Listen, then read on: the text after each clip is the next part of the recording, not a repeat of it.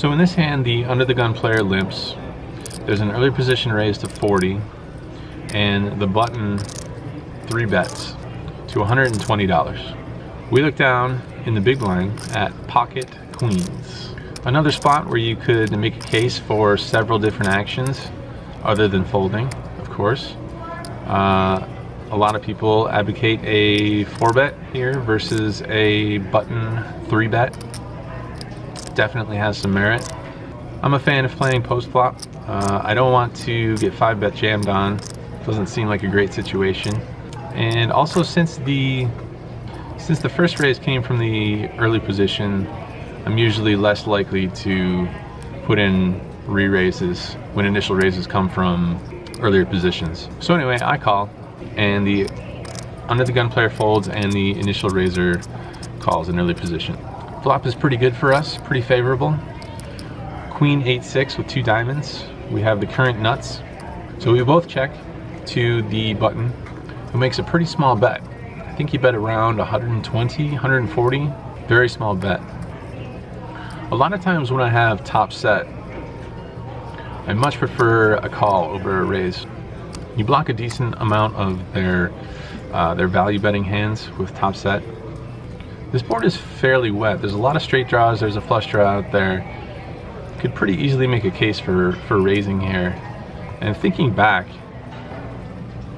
with this bet size that he c-bet and the draws, all the draws that are available, I kind of like raising this c-bet. Just with the combination of all those factors, it seems like a raise might be best. I decided to flat though. I decided to keep ranges wide.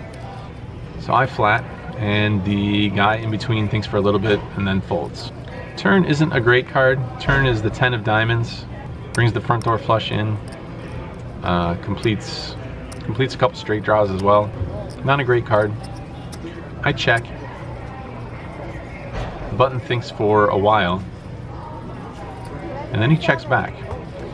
And if I thought that the turn card was a bad card, river card is also pretty terrible. River's an offsuit jack. So now any 9 makes a straight.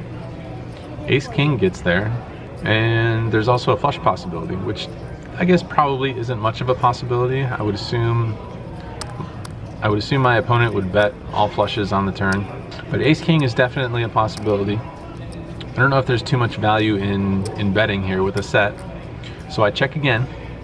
Button thinks for quite a while, and this time he bets about $330. Pretty lame situation that this has turned into. Flop top set, flop the nuts, and now you have like the 57th nuts. Obviously he would bet ace king here. Ace king is certainly a likely holding. But I started to think about, could he possibly be turning other pairs into bluffs? So I thought for a while. I definitely don't love the situation at all. Definitely not loving it. But I thought maybe he could be turning other random hands, other random pairs into bluffs. Just thought maybe there was enough combinations of these random hands.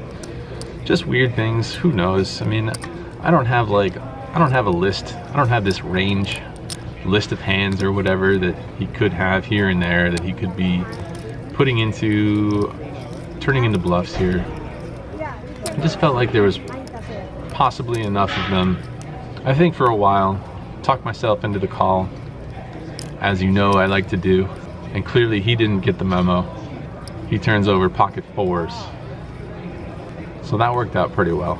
So looking back, by not raising the flop with top set, actually ended up making us the most money.